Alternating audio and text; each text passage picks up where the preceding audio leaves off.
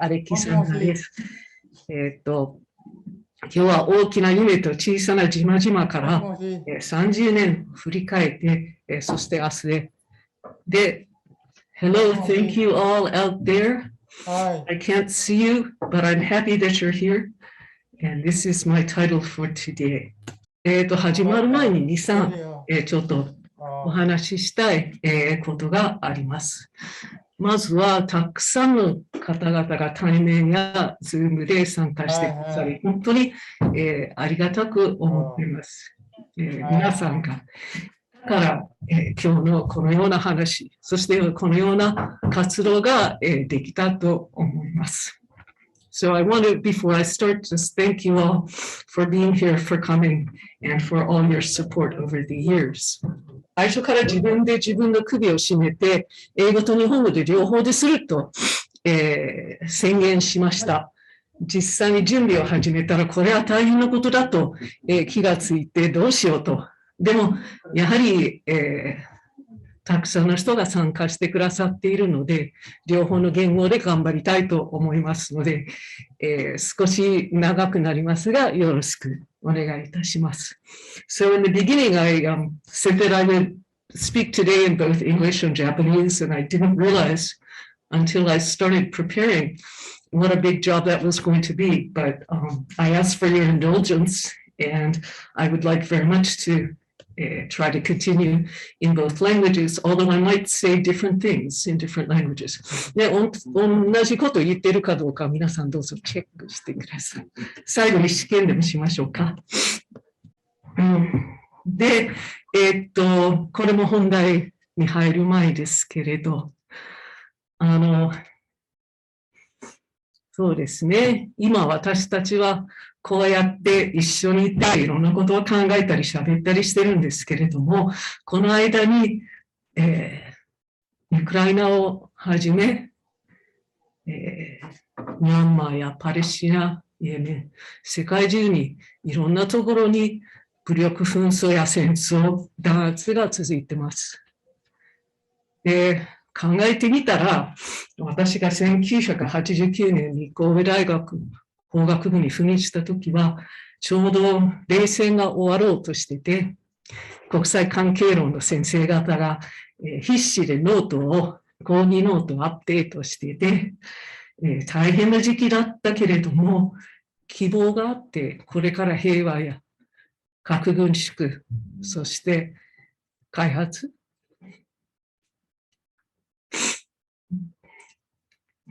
でも、まあ、やはり、そこで今日の今の現実を見て思うことは、やっぱり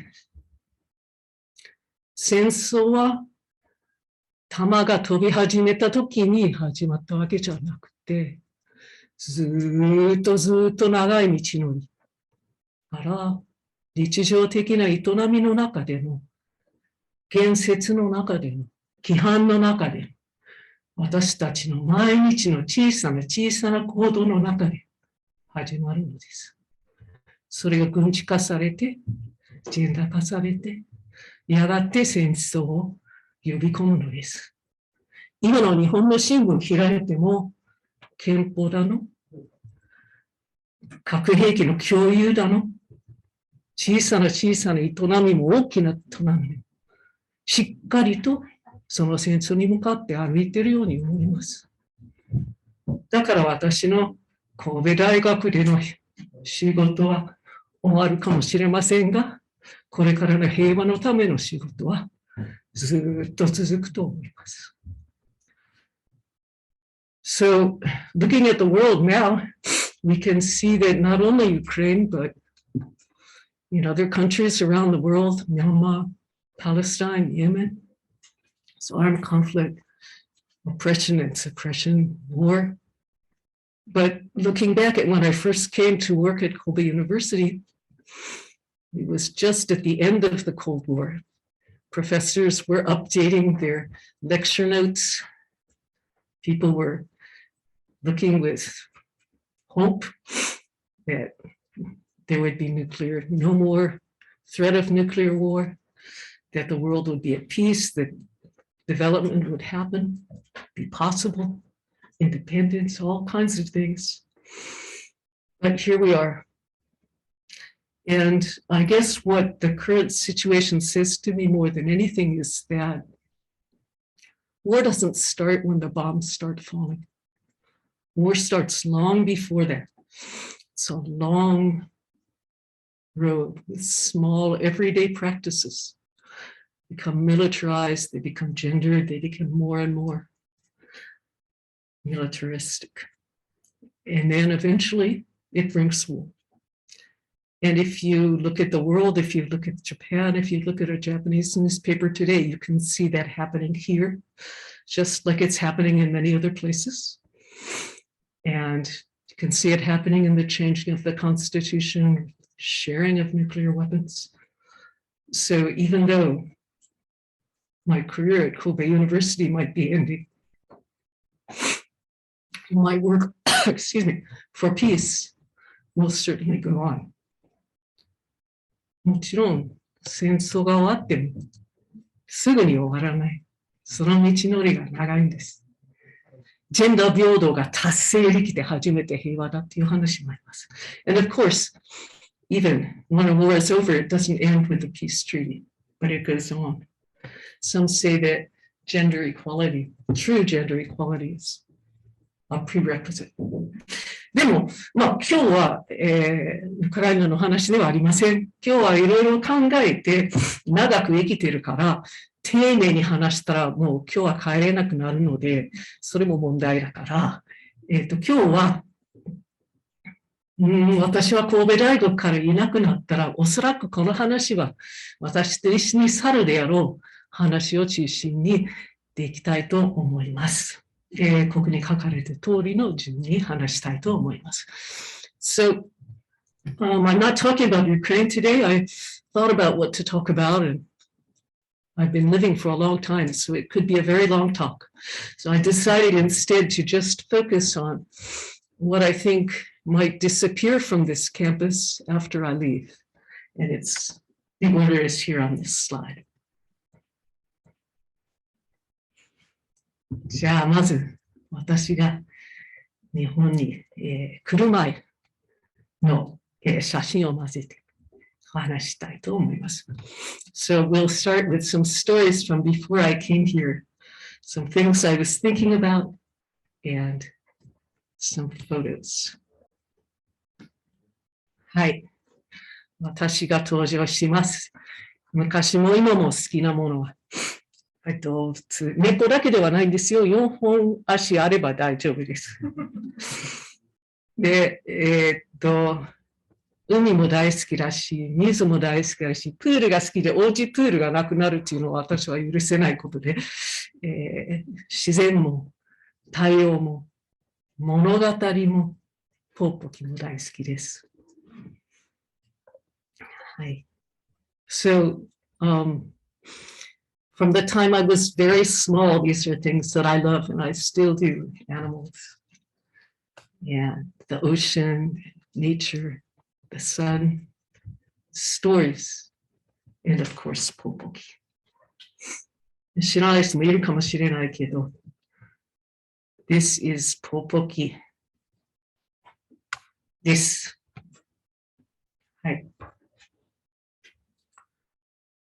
子供の頃、ちょうど小学校を始めた頃に、キューバミサイル危機がアメリカにありましたが、で、学校は地震のための訓練はみんなが教室から廊下に行って頭を隠す。で、火事だったら教室からグラウンドへ出る。で、核戦争だったら、教室に残って机の下に潜って頭を隠すという、ことを学校でやっていて、これ意味あるかしらって6歳の私が、考えておりました。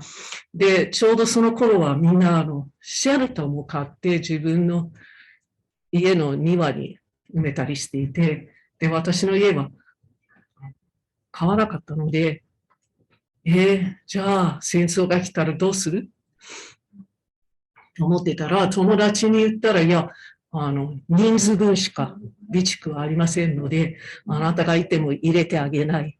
で、泣いた覚えがあります。で、もうちょっと大きくなったらベトナム戦争が始まりました。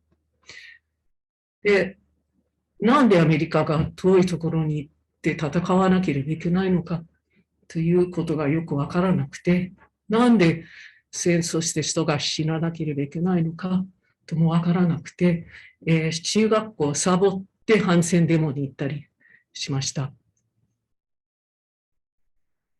でも、がっかりして何も変わらないんじゃないかなと思いました。しかし、やっていく中で変わらないかもしれないけど、何もしなければ、声を上げなければ絶対に変わらない。で、多分それは今の私は一緒です。So I was a child during the Cold War in the United States, and when I was in primary school, we used to have drills, and we'd go into the hallways with no windows for earthquakes, and we'd go outside for fires. But for nuclear war drills, we just had to go under our desks, which I thought was a little bit strange. And also, it was a time I was just in first grade when the Cuban Missile Crisis happened, and people were buying fallout shelters, putting them in their backyards, but they were told they could only put in the number of people that they had supplies for. So even though my friends had shelters, they said that I wouldn't be allowed in. And I remember crying and asking my parents about this when I was quite small. As I got older, when I was in junior high, the Vietnam War was happening, and I used to skip school and go to demonstrations because I didn't really understand why Americans had to go to far places and kill people, or why people had to kill people anyway. And I gradually thought, well, but it didn't make any difference. And as I grew up, I realized that even if it didn't make any difference, if you don't do anything, then nothing will change. So I think probably I'm still just at that point. で、大学はイェール大学でしたけれども、で、多くの大学生と同じように、私は自分と世界との関わりをいろいろ考えたりしていて、自分は中心に生きるか、世界を考えて生きるか。で、特に、皆さんに共有したいと思うものを3つ選びました。一つは、生物倫理という授業を必須で、受けなければいけなかったんです。で、これはもう、ベトナム戦争の後ですので、で、私の授業の先生は、自分の研究の成果が、ベトナムで使われた枯葉剤を作るために取り上げられて、で、その枯葉剤のためには、本当に多くの人がひどい被害を受けたんですね。今でも受けてるんですね。で、その先生は、戦争に反対していたにもかかわらず、取り上げられて、で、そこで考えることがいっぱいあったんですね。倫理とか責任とか研究とは何かとか知識とは何かとか。で、もう一つは、ちょうど、アフリカで飢餓があって、で、こういう、お昼を1回お金を寄付したら、お昼分1回で、苦しんでいる人を救うことができる。これ本当かどうかは、後になっていろいろあるんですけれども、若い私にはそれはすごい、私の日常的な行動は世界につながるのだっていうことで、大きなインパクトを受けました。で、肉を食べなければなおさらで、初めてベジタリアンになったのはこれがきっかけでした。で、3つ目は、皆さんご存知かと思いますが、私たちが、ちょうど、今年で50年になるんですけど、アメリカ政府のお金をもらう大学は性差別してはならないということで、性差別、セクハラを受けた何人かの学生、私たちが一緒になって大学を訴えて、で、そこで、セクシャルハラスメントは性差別だというアメリカの裁判の判決がありました。これも、やはり大きく考えさせられました。はい。English ですね。Okay, so when I was in university, it was a time to think about how my life was related, how I related to the world or not.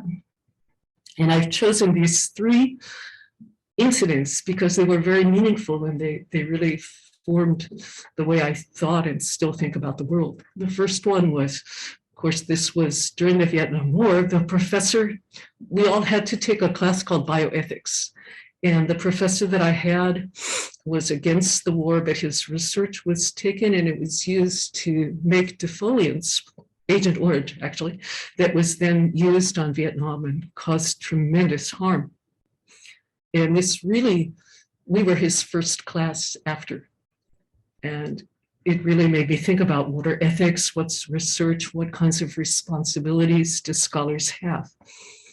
And the second one was that there is a campaign to donate lunch money to save people who are suffering from hunger in Africa. And there, of course, are lots of issues about this, and it doesn't necessarily really work this way. But for me, it was the first time that I understood that a small act on my part could affect people in a very, very far place. And especially if you don't eat meat, and this was the first time that I tried vegetarians. And the third one is Alexander versus Yale University, and I think many people know about this, but Title IX, which was established just 50 years ago, said that any institution getting federal money in the United States, educational institution, could not discriminate on the basis of sex. And a number of us were harassed or worse. And we sued Yale University and won, and well, we didn't win, but the decision was that yes, sexual harassment is sex discrimination, and this changed a lot in education and made me think a lot about what sex discrimination is or isn't. ここからちょっとペースアップしますが、これは平和って何色っていう後で書いた本のページですけど、私の人生において大きな疑問、そして研究において大きな疑問はこの頃から出てきました。で、それはやはり自分の平和と他の人の平和との関係、あなたの平和は他の人の平和と関係がありますか？相手が平和でないとき、あなたは平和になれる？ So, I'm going to go a little faster from here, but this is a page from Popoki's peace book that I wrote later. But around this time, I began thinking about this question that has really formed an important part of all of my work. And that's, is peace related to your peace or to the peace of others? Can you have peace if others do not? で、島へ飛びましょう。で、島が好きです。So, talking about islands, I like islands. 大学卒業して、日本に、来て、広島で働くことになりました。で、自分が広島を選んだわけじゃなくて、広島に行くって言われて、それ言われた時には実は泣きました。で、なんで泣いたかというと、初めての外国で、まずは友達ができるかどうかはとても心配します。で、アメリカ人で広島に行って絶対に友達なんかできないと思っていたから、泣きました。でも仕事だから行きました。友達がたくさんできました。で、たくさんの被爆者の方々の話を聞いて、核兵器の実像を見て、もちろんショックは受けました。で、やっぱり物語のインパクトも考えました。同時に、広島、長崎だけでいいのかしら、それ以外のところを考えなくていいのかしら。そして、核兵器が、じゃあなくなればそれで平和になるのか。ちょっと違うんじゃないかなとも思いました。で、広島時代に、アメリカが核実験を行ったことをミクロネシアに行くことがきっかけで、知ることができました。で、その核実験、戦争が終わって一応平和が来たという時の、1946年からアメリカがずっとミクロネシアで核実験繰り返しして、それはとってもショックでした。So when soon after I graduated from college, I came to Japan to work in Hiroshima, and it wasn't my decision to go to Hiroshima. When I heard that that was where I was being sent, I cried because, of course, it was my first time to go and live in a foreign country, and I was concerned about not being able to make friends. If I were an American and going to Hiroshima, I was sure that nobody would even want to talk to me. Fortunately, I was wrong about that. But in Hiroshima, I did learn about the reality of nuclear weapons and the horror of them. And I learned and spoke and heard the stories of many hibakusha. Which was a really important part of my education and my understanding of the power of stories. But at the same time, I wondered about whether just focusing on Hiroshima and Nagasaki was enough. And whether just focusing on nuclear weapons was enough. If there were no weapons, would it really mean that there was peace? And while I was in Hiroshima, I had a chance to visit Micronesia, and this was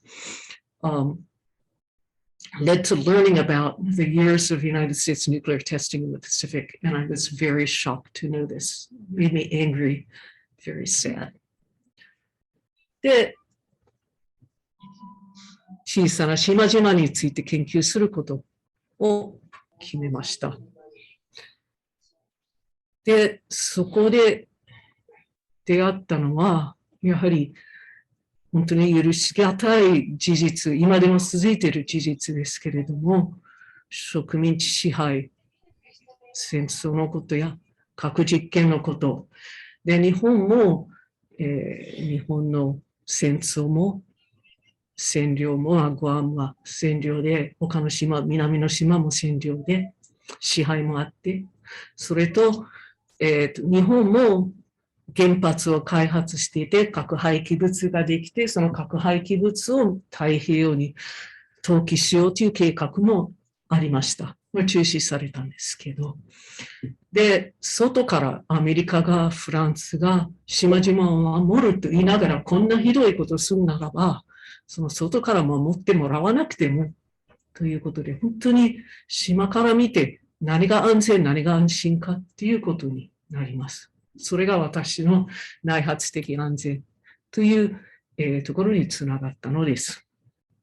So I decided that I would study small islands, and learning about small islands, the real opposite of paradise, that there are unforgivable truths about what happened and continues to happen there, about colonialism, about war, about nuclear testing.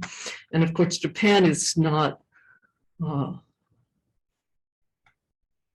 is a major part of that, with Japan, the war, occupation of many of the islands, and even after the war, when Japan started developing nuclear power, there was a plan to dump its nuclear waste in the Pacific.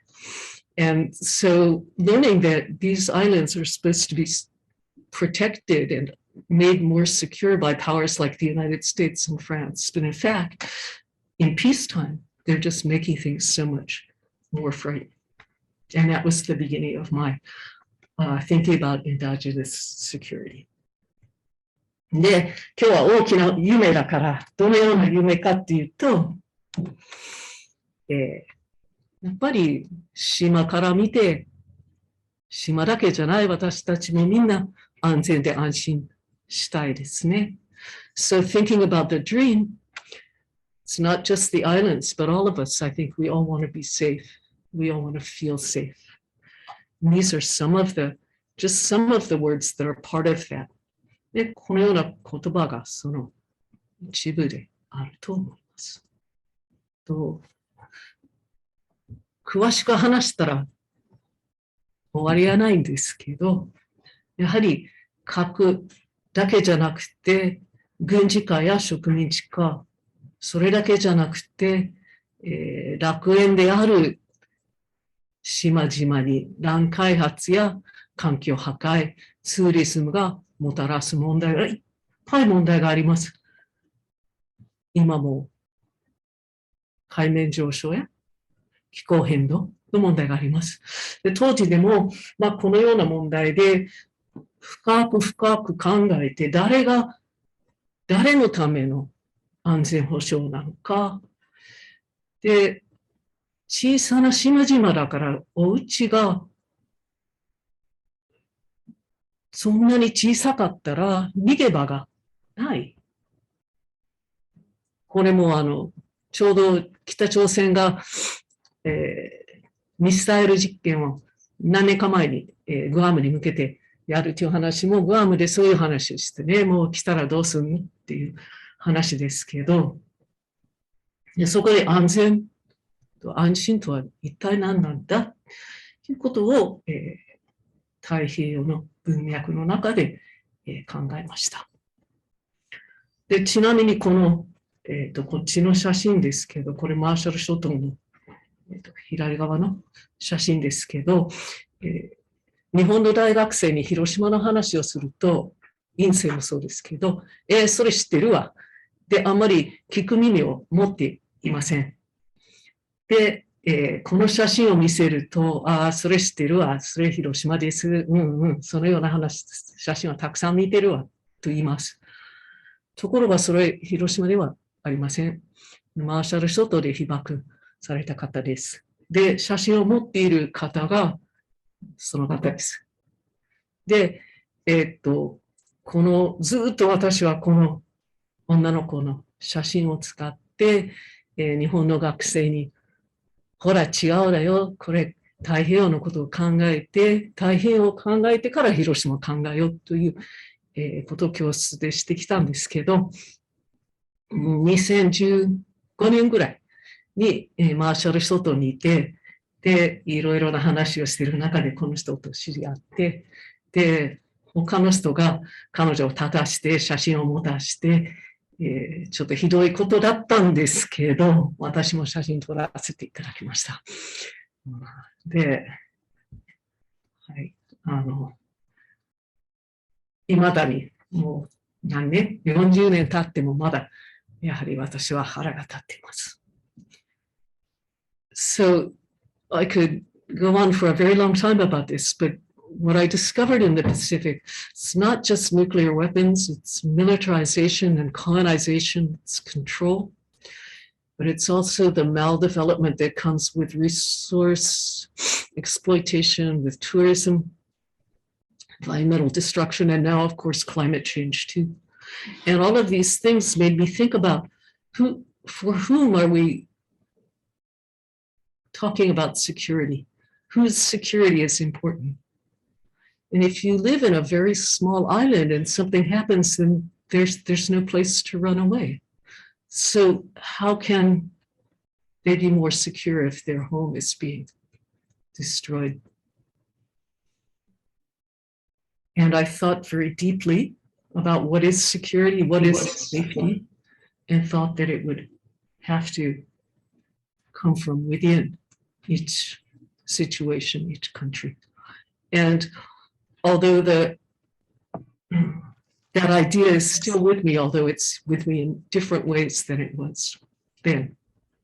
And this is an aside which is perhaps more meaningful to people here than in other places. But the picture on the left is a picture of a woman who is when she was a child and she was exposed to radiation and nuclear testing. And students in Japan, Japanese students tend not to be very interested in Hiroshima. But if you teach them about the Pacific and show them pictures like this, which they think are from Japan and aren't, then it kind of changes the way they look at things.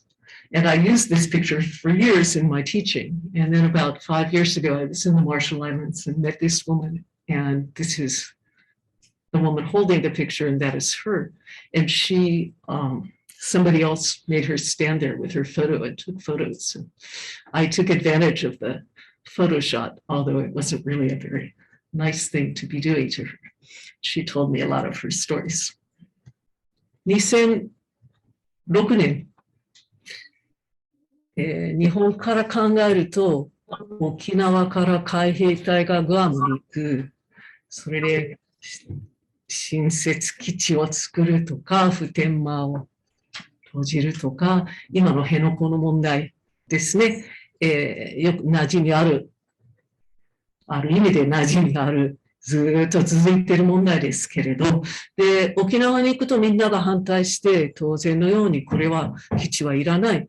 で、反対するんですけど、グアムはどうかなと思って、で沖縄では、グアムに行くのは別に問題ないんじゃないのと言われたりしてたんですけど、グアムに行ったら、グアムはまあアメリカの領土であるけれども、未だにアメリカの領土で、自分たちはそれでいいのかどうかは聞かれていないので、決めることもできていないんですね。自決権を発揮していません。で、基地がたくさんあって、かなりアメリカナイズされていて、こういうふうに軍事化された社会ですので、私は最初にグアムに行き始めた頃は、とても、基地反対ということを大きな声では言えませんでした。誰も。で、最初は、基地って問題なのぐらい。で、ツーリズム以外に仕事をしようと思ったら、それが米軍しかありませんですし、沖縄の米軍基地と違って、グアムの米軍基地は我々ですね、みんなアメリカ国籍を持っているので、ますます複雑ですし、みんなが、やはり、最初は、海底兵隊が来るのはね、と言っても、反対は難しかった。で、この、数を数えるのに、ちっちゃい子供に教えるのに、こういう、これは陸軍ですけど、アーミーもネイビーも海軍も、空軍もあるという、カウンティングブックまであって、とてもこの軍事化された社会に私も、びっくりしました。So in 2006, with this new agreement between the US and Japan to move US Marines to Guam, to close one base and to build a new base at Henoko, which is still a big issue in the news here, continues to be a very important and serious issue. And people in Okinawa were very, very much opposed to it, although they didn't seem to have much of a problem sending people to Guam. But going to Guam and asking what people thought, Guam is a very militarized island. And at that time, really, nobody was able to say in a loud voice that no, they didn't want this to happen. They didn't want new bases on Guam. And so that was a surprise to me too. But it's quite complicated because people on Guam are American citizens. So the US bases on Guam are not only their bases, they're our bases. And it's one of the only sources of employment for people on Guam. So similar in some ways to Okinawa and different in other ways. 今はグアムは随分変わってきて、今はやはりチャモロ文化を取り戻そう、言葉も取り戻そう。で、私は研究者として調べるんじゃなくて聞く。で、長いことグアムの人たちの女性たちの物語や無言の学び。言葉にはならないけど、自然や動物や植物のストーリーも聞くことにして、それでフェミニストの視点を取り入れることによって、この二項対立を取ったり、いろんな今まで見えてこなかったことが分かってきました。ますますストーリーが重要だなと思い始めました。So Guam in the last 15 years has changed a lot, and I changed too. But I learned, first of all, just to listen. And so I spent a lot of time listening to stories, particularly women's stories, stories that aren't told in words, or stories from nature and animals and plants, and learning to take a feminist perspective and to question the idea of binaries, to look at things differently, different worldview, and to really understand the importance of stories, but also the importance of culture and identity. 昔はいやー、生活はやっぱり大きな国にくっついていった方が安定していいんじゃないのと思っていたら、アイデンティティが関わってくると必ずしもそうだとは言えないということが分かりました。So I used to think that, it's better, and many scholars say that for small islands, it's better to be attached to a big country, better life, more stable life. But in fact, when you start thinking about culture and identity, it becomes a very different story. じゃあ、平和の話を少ししましょう。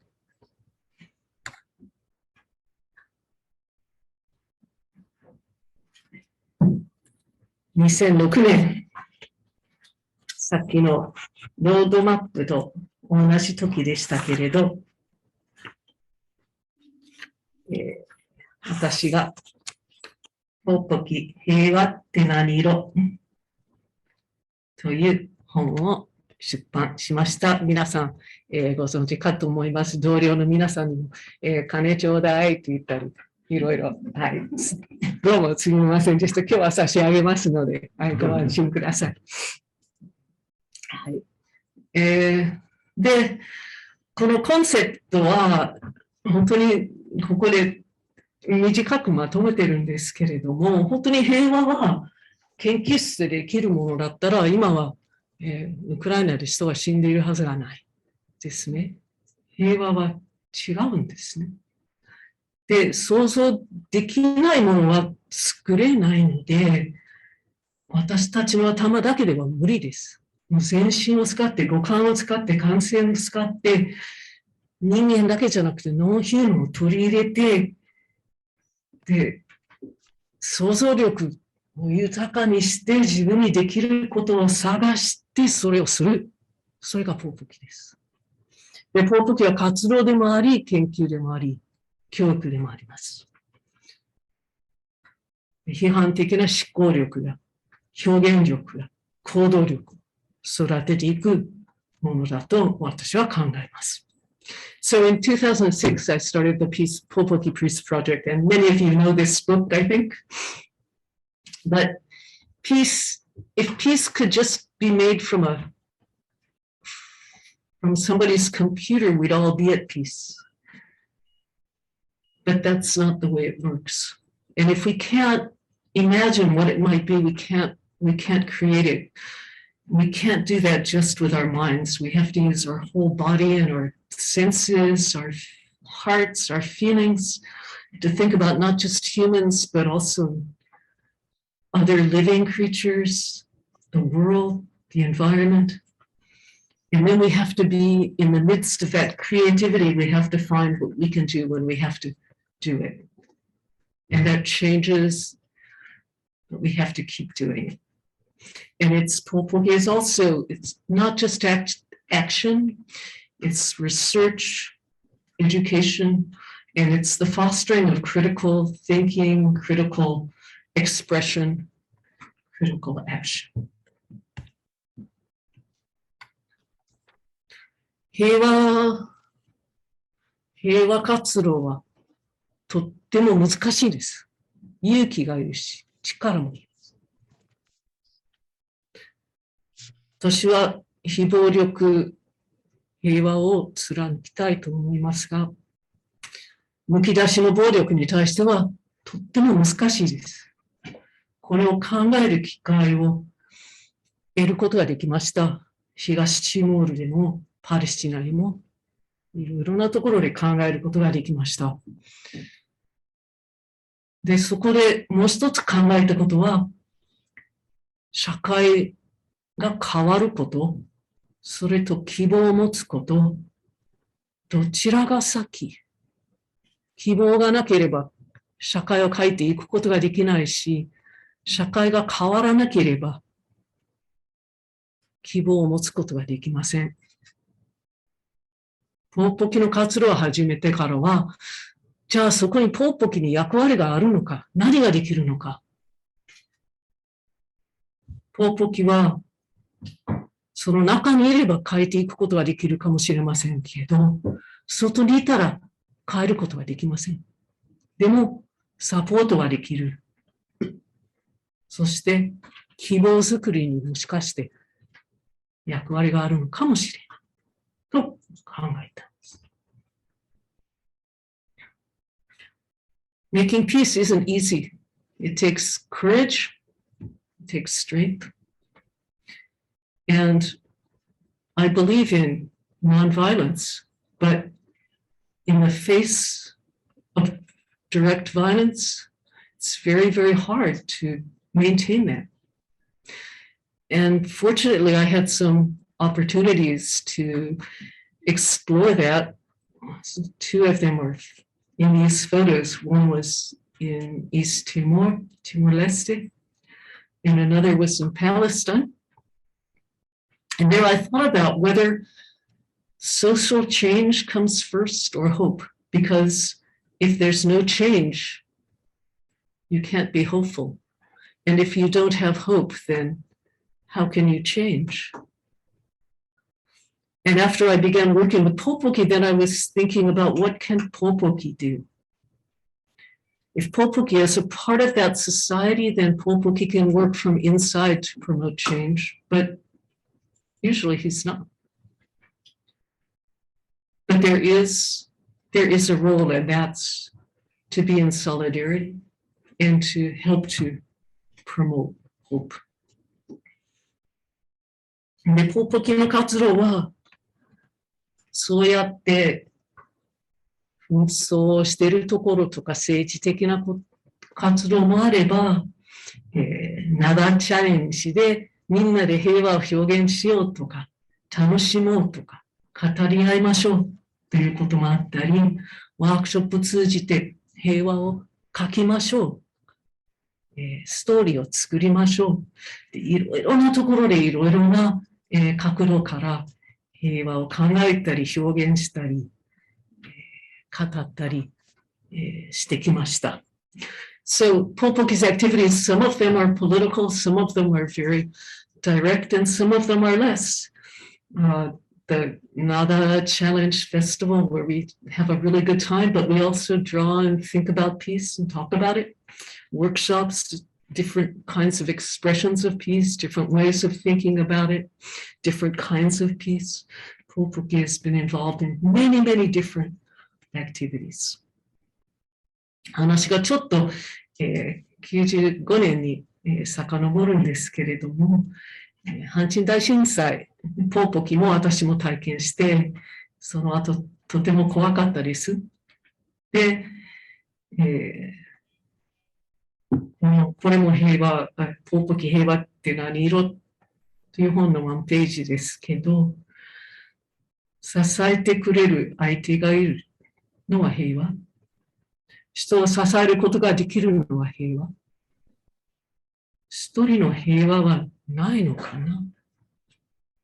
で、この一人の平和も考えなければいけないなと、コミュニティもとっても大事ですけど、その中の一人の平和はということも考えることにしました。So this is going back a little to the 1995 Great Hanshin-Aji earthquake. But Popoki and I were both there. And this is a page also from Popoki's Peace Book 1, What Color is Peace? And thought about is peace having someone to take care of you and give you support? Is peace caring for someone else? Can you have peace if you're alone? And community is very important. Others are very important. Relationships are very important. But it's also important that there's peace if we're alone. And so Popoki also started to think about what that means and how that can be achieved. じゃあ、なぜポーポキ？猫が好きだけど、ポーポキも好きだけど、それだけじゃなくて、今までの運動も研究も、なんか歯がゆいところがありました。何か今までと違うものが欲しかったし、一緒に考えてくれる、でも違う関係性の中で考えてくれるものが世界を広げてくれるもの。人間じゃないからポーポキは人間のいろいろな縛りからは自由になって何にでもなる。それとやはりつながりが欲しかったです。So why Popoki? Why have I spent 16, 17 years of my life working with Popoki?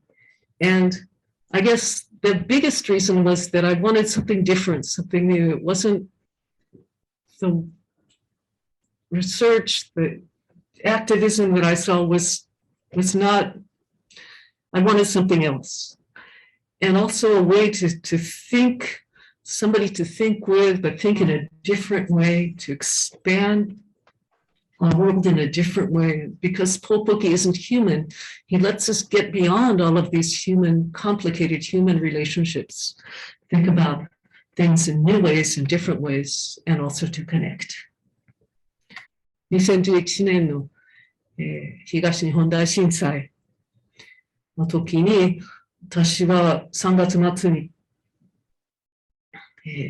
ボランティアバス先遣隊という、活動に誘われて、初めて被災地に行くことに、なりました。で、行くのに、ポーポキに何ができるこんな大きな被害に対して。で、そこでまず条件を立てました。で、それは、やはりポーポキの、今までのポーポキの哲学に基づくものですね。表現活動とか身体を使って心。それと、一方通行ではない。一方通行の活動が多かった中で。それと、ローカルに焦点を置きながら、グローバルなことも見えてくる。誰もが参加、自由に簡単に参加できること。持続可能なこと。それと、ポーポキの薄い財布に合うことです。So in 2011, in March, after the Great East Japan disaster, I was invited to join a project to investigate what kinds of volunteer activities could be possible. And I thought about what could Popoki do. And I established some conditions for support. And they're on this slide, but it had to be in keeping with what Popoki's philosophy of using expression in the body and sensitivity. It had to be multi-directional. I wanted it to focus on the local, but also make the world visible. Be open to anyone or everyone to participate. Be sustainable, and Popoki never has very much money, so it had to be inexpensive. Popoki, 友情物語が始まりました。実はこの長い5メートルの布に、の端っこにポーポキを書いて、それを避難所に持って行って広げて、どうぞお書きください。で、これを最初に提案したのは、ポーポキのメンバーのサトニャンです。で、それを、持って行ってやってみたら、皆さんは絵を描きながらこう話したり、で、自分のストーリーを共有したりします。で、話したり書いたりすると友達になり始めます。私たちは一つ一つの絵は物語だと考えます。そこでポーポキ友情物語というネーミングになりました。で、一個一個の絵のストーリーですけれども、この5メートルにあるいっぱいいっぱいの絵、これがみんな一緒になって大きなストーリーになります。So that was the beginning of Popoki friendship's story. And Popoki's friendship story is a very long 5-meter cloth where people are just invited to draw freely on it. And when they draw, they talk to each other, they share their stories, and they begin to become friends. And we believe that each one of these drawings is a story. And so that's where the name Popoki friendship story came from. And all of the single individual stories get together on the cloth to become one big story. これ、まあ2ヶ月ぐらいと思っていったら、今でも続いてます。So I thought this would last for about 2 or 3 months, but it's still continuing. で、はい、この左の絵は30メートルぐらいかな。The photo on the left is about 30 meters. 今私の絵がこれだけでいっぱい研究室に片付けするどころじゃない。でも、これをいろんなところで、いろんな人、いろんな年齢の人とか、いろんな、ボランティアとか、被災者だとか、子供とか、大人とか、じいちゃんとか、おばあちゃんとか、被災地以外のところの人も、いろんな人が絵を描いて、で、そこで分かったことは、言葉に言えないとか、言わないことを布に描きます。で、語り続けています。で、そこでつながります。この手を伸ばすそれだけでつながります。So this is still continuing now. And it's quite amazing. Different people at different ages and different places and everything different. But they share their stories. And when they share their stories, continue to connect. And we learned that people, when they draw, they express things that they don't or that they can't say in words. And these stories connect us. And even if you just trace a person's hand, in the act of tracing that hand, you become connected. もう世界中にいろんなところに、Popokiの布は旅してます。So Popoki's cloths traveled around the world in many different places, many different people, many different situations. ある時、東北で、今度、高い堤防ができるけど、どうとある人に聞きました。安全になりますかと聞いたら、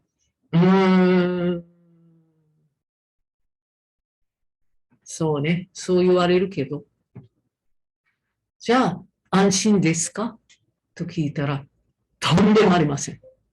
海も見えなくなるし、守られていると思って安心して逆にやられるかもしれないし、全然安心ではありません。で、そこで私は、そうですね、安全安心と言われるけれども、本当は安全と安心を分けて考える必要があります。で、大体災害、安全保障もそうですけど、は安全の方を考えるけれども、Popokiは安心を取り上げて、これから安心をちょっと描いてみようということにしました。So one time in Northeast Japan, I was talking with somebody and I said, so I hear you're going to get a very big wall, seawall. Is it going to make you safe? And he said, that's what they tell us. And then I said, well, will it make you feel safe? And he said, no, not at all, because we won't be able to see the ocean. We can't see changes in the ocean, and it will give us a false sense of security. So we'll think we're being protected and we won't do anything, even though we might not be safe at all. And that made me realize in a different way that, yes, we talk about being and feeling safe. And most people focus on the physical, the material part of being safe. But it's important to split these and to think about what it is to feel safe. And so Popoki decided that that would be a new focus and that we would draw feeling safe or anshin, which is a slightly larger concept than feeling safe. で、これもまたいろんなところで安心を書こうということで、災害を研究している人や、伝統芸術を広めようとしている人や、放射能の影響を受けて被爆した人や、気候変動のために自分の家を、村を、島を失おうとしている人たち、みんなにちょっと安心を書いてねと言ったら、何を書いたと思う？多くの人がお家を書いた。そう家じゃなくてお家ですね。そこにもとっても大事なストーリーがあると私は思います。で、いろんなところにいろんな状況にいる人たちはこの一つの長いものの中でやはり私たちがつながっていきます。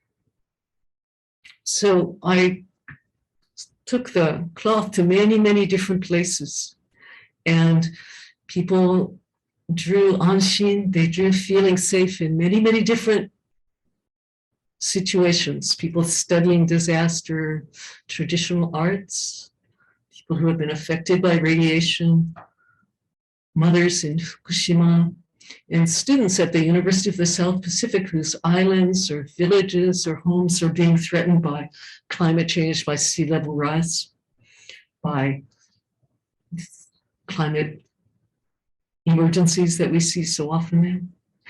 And everybody, they didn't draw the same thing at all, but many of them, they all drew their home, not their house, but their home. And I think that those stories of home, there's a lot for us to learn in that about what it is that makes people feel safe. And even though we're all in totally different situations and very far apart, those stories on the cloth bring us together and connect us. 2016年に熊本地震の後、熊本に行きました。で、そこで布を使ってワークショップをしました。で、ワークショップを、布を持ってきて、はい、書いてっていう、時もありますけど、その前にいろいろな話をしたり、ストーリーを、交わしたりします。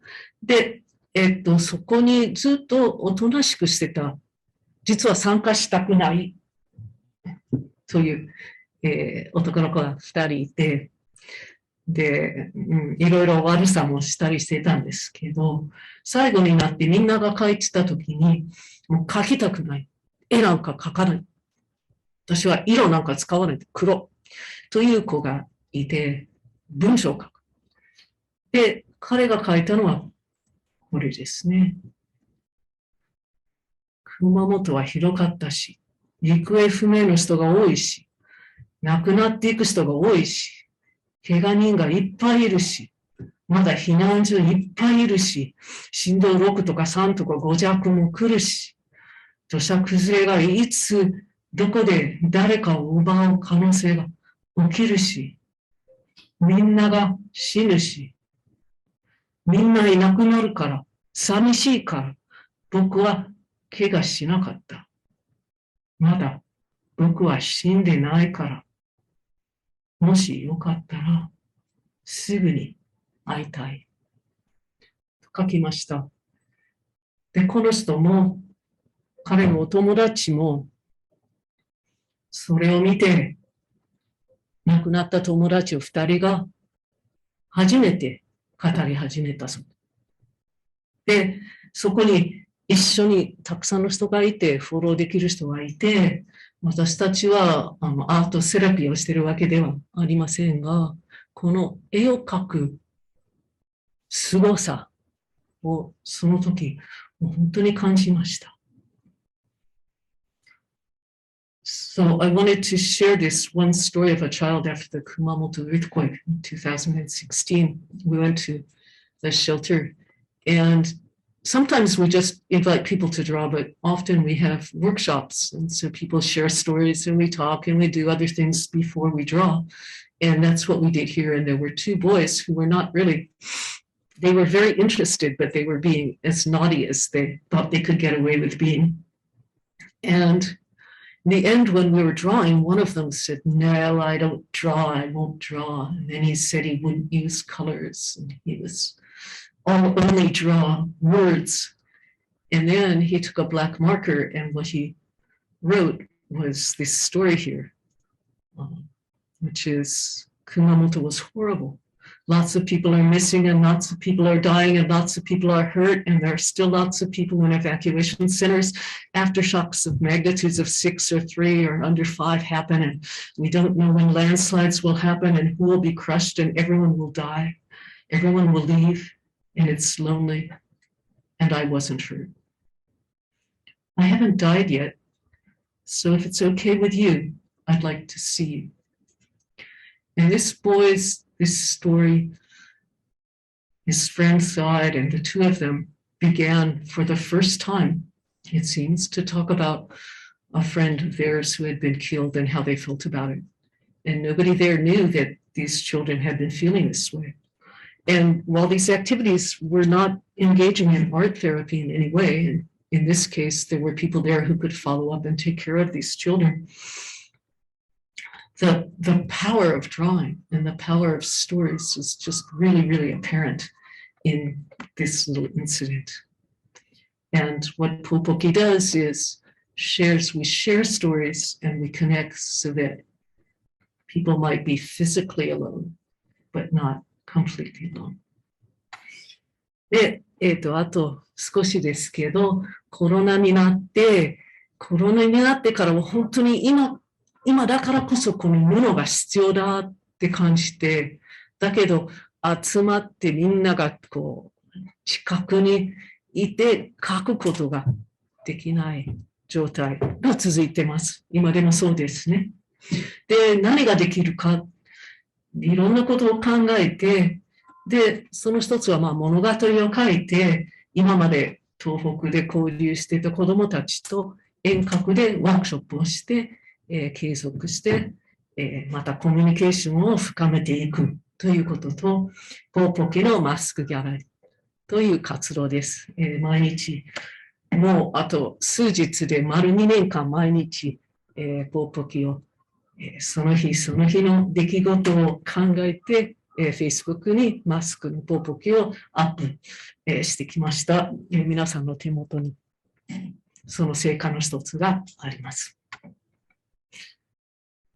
で、こうやってまた、いろいろな、英語忘れた。いろいろな、ことを、継続を、図っております。So then the pandemic began, and I thought it was really important to continue. Maybe now more than ever, we needed the cloth and we needed to gather together and draw and express what we were feeling and thinking, but we couldn't be together. And one of the solutions that I found was to make stories and share them with children in Tohoku that we'd been involved with, and to continue our relationship online through workshops. And the other was Popoki's Mask Gallery. I think many of you know Popoki, his Mask Gallery, but it's now been, in a few days, it will be just 2 years that I've continued to every day draw Popoki in a mask and a comment on that day. And some of those masks are in this book. これ、710何枚を書きましたが、この本にはまあ200枚くらいしか載ってませんので、はい。続編もできるかもしれない。So I've drawn about 700 and there are only about 200 in this book, so maybe a sequel will be possible too. で、じゃあ、これだけのことをして何を学び、どこへ振り返りはいいとしてどこへ行くかということです。So, what did I learn? Where am I going now? What's next? 一つは、被災地でたびたび年配の方々に言われることは、津波より戦争の方がはるかに大変です。津波なら助けに来てくれるけれど、戦争だったらみんなが巻き込まれて誰も助けに来てくれない。So one of the things that older people in the disaster area always say is that more than tsunamis, war, it's much, much worse. Because after a tsunami, people will come and help. But if it's a war, then everybody's involved and nobody can come.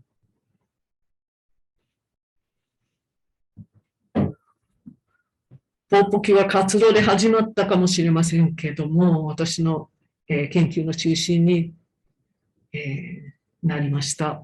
この安心を、例えばグアムに持って行って、基地があることは安心、どのように感じるかということも、しております。で、この安心と表現活動、災害支援ということで、まあ、研究費を取って、今も、続けています。今日のポーポキのマスギャラリーがその成果の一つです。で、学んだことを簡単に言うとこの4点にしましたけれども、安全と安心を分けて考える必要がありますし、とても重要だと思います。で、物語を通して、いろいろな視点とかいろいろなことを知ることができる。普段あんまり耳に入らない物語もたくさん知ることができる。で、これを災害とかトラウマとか一つの出来事の記憶、安心として、安心の物語として、物語、アートを通しての物語を集めて、それを分析して、減災教育とか歴史とかいろんなところで使えると思います。で、ポーポキが人間ではないということで、違う視点も入ってきて、違う関係性が入ってきて、で、創造的なアプローチができて、これをもっといろんな、新しいアプローチを作っていく必要を、私は感じております。So in terms of research, I've learned a lot about Anshin and expression, and I have a research project on expression and disaster support. And this has become a very important part of my work. And maybe if I were to summarize it in just 4 points, it's here, which is that being and feeling safe are different, and we need to think about them separately as well as together. And that stories allow us to see many, many different points of view, and many of those we might never even hear about if we didn't use stories. And the art stories are very effective and interesting as a memory of disaster or trauma or other things too. And that it's necessary to find a good methodology for analyzing them, but they can be used in many different ways. That it's especially important to have new approaches and creative approaches that include human perspectives, but also the non-human. で、最後になりますが、30年を振り返ってみると、やっぱり私は小さな島々に注目してよかったと思います。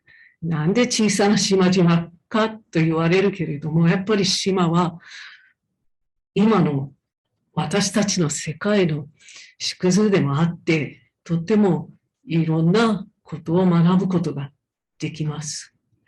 で、今の最初に紹介した問題まだ続いているし、核の問題も軍事化の問題も、植民地化の問題もまだ続いているし、気候変動の問題は真っ先に島々がそれを受けます。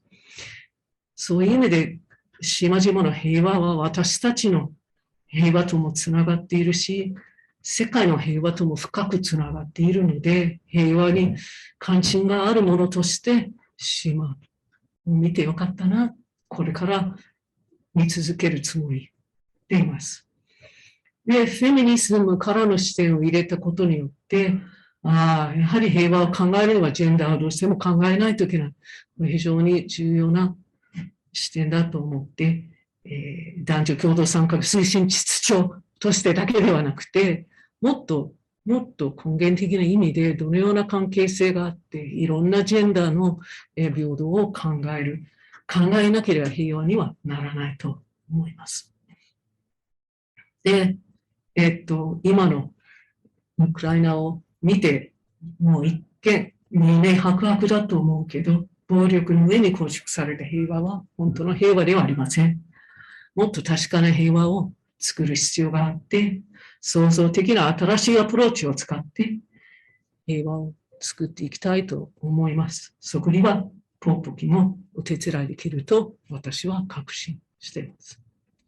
So looking back on 30 years, I can say that even though people wonder why I focus on small islands, I'm very glad I have. The problems that I introduced earlier of colonialism, colonial rule, of nuclearism, of militarism, they certainly haven't been solved. And the threat of climate change is clearly visible and very much apparent when we look at Pacific Islands. It shows us that peace for small islands is very much related to our own peace and to the peace of the rest of the world.